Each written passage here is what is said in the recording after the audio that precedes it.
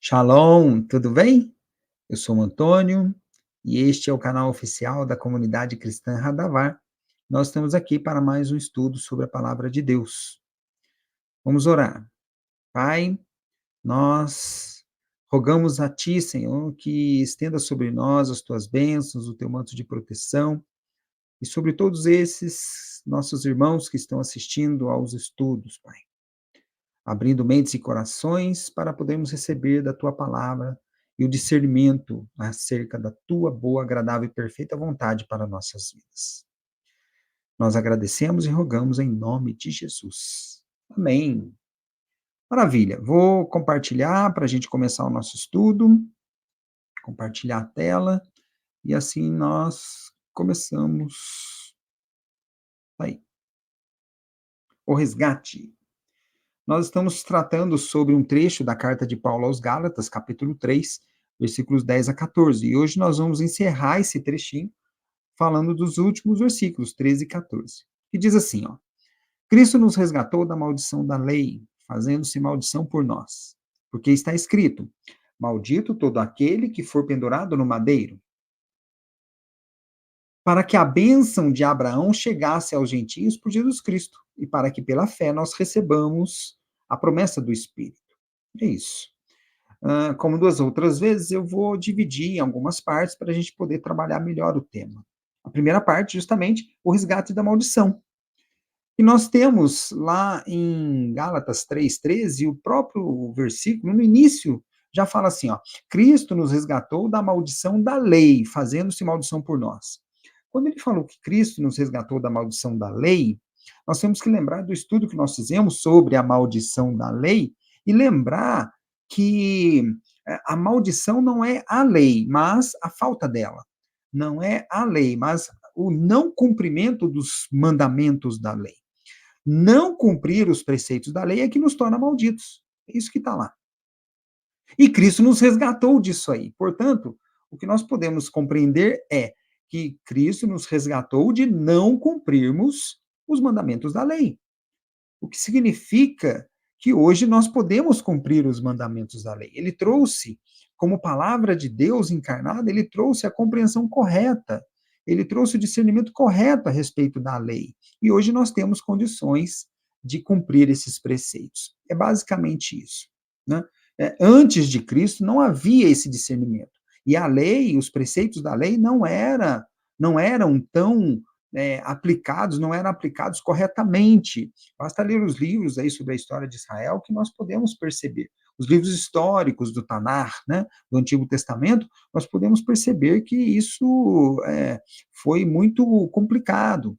Né? No período do rei Josias, por exemplo, o livro da lei foi encontrado numa reforma lá no Templo de Jerusalém.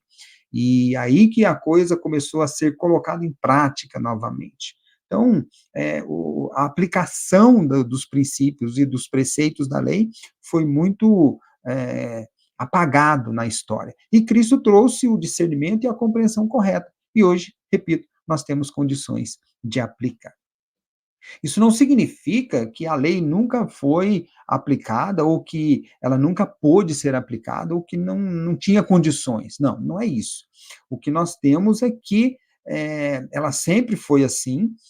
Deuteronômio 30:11 deixa claro isso. O que hoje lhes estou ordenando não é difícil fazer, nem está além do seu alcance. Ou seja, Deus aqui falando para Moisés, de Moisés passando para o povo e através de Cristo chegando a nós gentios, nós podemos compreender que a lei nunca esteve fora do nosso alcance. Compreender os preceitos da lei e aplicar, praticar esses preceitos nunca esteve longe ou fora do nosso alcance. E também não é difícil, não é uma lei difícil de fazer, né? Não é uma lei difícil de cumprir, melhor dizendo. Né? Cristo deixou bem claro sobre isso daí, quando ele veio trabalhar os preceitos da lei, né, orientando nossa compreensão a respeito disso. Também não significa que, se cumprirmos a lei, nós seremos legalistas. Aliás, cumprir a lei de Deus, é cumprir a vontade de Deus. Né? Ser legalista é outra coisa, é outra história. Talvez um dia a gente possa até fazer um estudo sobre isso, mas ser legalista, como a gente muito ouve por aí, é outra coisa. Aqui, Deus está deixando bem claro que cumprir a lei é uma lei que não é difícil fazer, e essa lei também não está além do nosso alcance. Basicamente, isso é o que Cristo veio trazer. Ele trouxe o entendimento, o discernimento correto a respeito da lei. Continuando o versículo, Paulo fala: Cristo nos resgatou da maldição da lei, acabamos de ver, fazendo-se maldição por nós. Olha que coisa interessante. Quando Cristo se fez maldição por nós, ele estava também cumprindo profecias. Muito importante isso. Mas ele não fez isso em nosso lugar, embora talvez possamos incluir isso no conceito que Paulo estivesse tratando. Mas ele não fez isso em nosso lugar, ele fez isso em nosso favor. Por que em nosso favor? Porque nós ainda teremos que comparecer no tribunal celestial um dia, nós ainda teremos que comparecer no tribunal de Cristo e lá darmos conta de tudo que nós fizemos. Aí o próprio Paulo falando sobre isso em Romanos 14. No versículo 10 ele fala: Mas tu, por que julgas teu irmão? Ou tu também, por que desprezas o teu irmão? Isso falando de julgamento, né? Pois todos havemos de comparecer ante o tribunal de Cristo. Ele deixa claro que todos nós teremos um dia que comparecer nesse tribunal. Porque está escrito, que está escrito? Está escrito lá na Torá. Como eu vivo, diz o Senhor, que todo joelho se dobrará a mim e toda língua confessará a Deus. De maneira que, aí Paulo, nesse trecho em Romanos, Paulo conclui, de maneira que cada um de nós dará conta de si mesmo a Deus. Então, Cristo, na realidade, quando ele se tornou maldição, em nosso favor, ele não anulou o tribunal que um dia vai acontecer e nós teremos que dar conta de tudo que nós fizemos perante o Senhor, perante Deus. Ou seja, teremos que dar conta daquilo que fizemos a Deus. Porém, é interessante perceber que quando ele se fez maldição cumprindo uma profecia, lá em Isaías 53:5, quando o profeta falou: Mas ele foi ferido por causa das nossas transgressões e moído por causa das nossas iniquidades. O castigo que nos traz a paz, a salvação, o castigo que nos traz a paz estava sobre ele e pelas suas pisaduras fomos sarados. Glória a Deus por isso. Amém? O que acontece é o seguinte: a partir do momento que Cristo estava pregado no madeiro, ele cumpriu essa profecia. Porém, cumprindo a profecia, ele se tornou maldito. Por quê? Porque tem uma previsão lá na lei, em Deuteronômio 21, aqui o versículo 22 e 23, que fala assim, ó: quando também em alguém houver pecado, digno do juízo de morte, e for morto e o pendurares num madeiro, o seu cadáver não permanecerá no madeiro, mas certamente o enterrarás no mesmo dia, porquanto o pendurado é maldito de Deus. Assim, não contaminarás a tua terra, que o Senhor teu Deus te dá em herança. O que acontece é o seguinte: quando a pessoa, vou voltar ao slide para a gente ler com calma ali, ó. Quando alguém for condenado e é por juízo de morte, né, e houver pecado nele, ele será pendurado no madeiro e ele será maldito. E foi exatamente isso que aconteceu com Cristo. Quando ele entregou a sua vida por nós, ele carregou sobre si os nossos pecados, as nossas dores, foi moído por nossas transgressões, como está lá no capítulo 53 de Isaías. Quando ele ficou com os nossos pecados, ele estava em pecado, então, estando no madeiro, ele foi maldito. É basicamente isso. Nesse momento, ele entregou a sua vida e o sangue de Cristo se verteu na cruz por nós. E ele cumpriu o mandamento, sendo pendurado no madeiro ou sendo pregado na cruz, como nós podemos compreender hoje em dia. O que é interessante observar é o seguinte: Cristo, e Paulo deixa claro isso no versículo, Cristo não foi maldito, ele não se fez maldição por nós, porque pelo mesmo motivo da maldição da lei, não. Quando nós trabalhamos lá no versículo 10 sobre a maldição da lei, falamos que a maldição da lei é justamente não permanecer no cumprimento dos preceitos da lei, não permanecer na prática da lei. Né? É isso que nós falamos lá, comentamos agora há pouco. Mas, quando Paulo fala que Cristo se fez maldição por nós, ele usa outra justificativa. Por quê? Porque ele se fez maldição não porque ele descumpriu a lei. Não, ele levou sobre si os nossos pecados e se tornou maldito por ser pregado na cruz.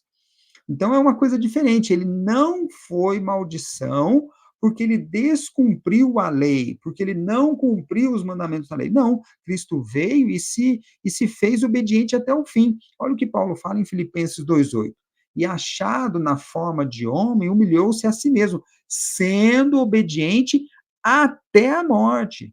Presta atenção, e morte de cruz. Então Cristo veio e nos ensinou como sermos obedientes até a morte.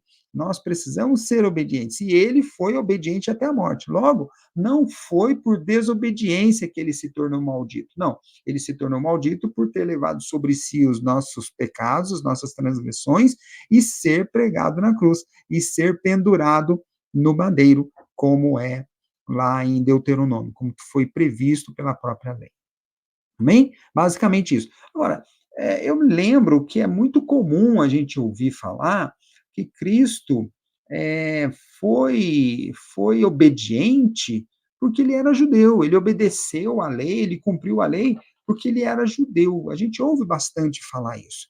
Mas eu vou dar uma explicação diferente, até baseando-se nisso aqui. Ele cumpriu a lei, claro, ele cumpriu a lei não somente porque ele era judeu. Aliás, eu vou deixar isso daí como um segundo motivo. O motivo principal que ele cumpriu a lei está aí em Filipenses 2:8. É porque ele era obediente ao Pai, ele era obediente a Deus, independentemente de ser judeu. Ele veio e nos ensinou como sermos obedientes a Deus. E depois, como segundo motivo, ele era judeu. Basicamente isso. Amém? Então é isso. Cristo se fez maldição porque foi pregado na cruz. Com base nisso, nós podemos compreender a continuidade, o versículo 14, a primeira parte do versículo 14, que diz assim, ó, para que a bênção de Abraão chegasse aos gentios por Jesus Cristo. Ou seja, quando ele foi pregado na cruz, ele levou sobre si todas as nossas transgressões e se fez maldição em nosso favor.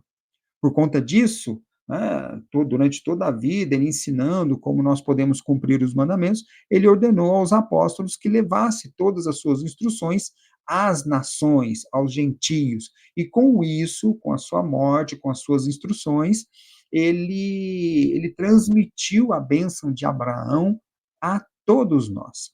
O que significa que todos nós hoje temos acesso à bênção de Abraão. Que bênção é essa? É a bênção que está lá em Gênesis 12, capítulo 12, versículo 3, em que Deus fala para Abraão: e abençoarei os que te abençoarem, e amaldiçoarei os que te amaldiçoarem, e em ti serão benditas todas as famílias da terra. Por conta da obra de Cristo, todas as famílias da terra hoje têm acesso a essa bênção. Glória a Deus. E é isso que Paulo menciona no versículo 14. A partir da maldição de Cristo, na cruz, todos os gentios, todas as nações têm acesso a essas bênçãos, todas as famílias da terra. Basta, lógico, entrar nos caminhos do Senhor. O último ponto que fala, a segunda parte do versículo 14, é sobre a promessa do Espírito, que diz assim, ó, e para que pela fé nós recebamos a promessa do Espírito. Já vimos também qual é o conceito de fé que nós precisamos ter. Esse conceito né, da palavra em si, né, precisamos compreender a palavra fé como a firmeza no cumprimento dos mandamentos, como lealdade, fidelidade, né, constância no cumprimento dos preceitos e dos mandamentos da lei de Deus. É nesse sentido que nós precisamos compreender. Se nós formos leais e fiéis no cumprimento desses mandamentos, nós recebemos a promessa do Espírito. É bem isso. Agora, a promessa do Espírito não significa que o Espírito prometeu alguma coisa para a gente. Não, é o contrário. É Cristo que prometeu o Espírito para nós. Então, nós podemos receber o Espírito conosco. Mas por que podemos receber o Espírito conosco? Porque temos fé, simplesmente porque, por acreditar? Não, porque quando nós temos fidelidade no cumprimento dos mandamentos do Senhor, o que acontece é que nós nos tornamos santos. É difícil talvez compreender isso, mas o cumprimento dos mandamentos nos faz santos.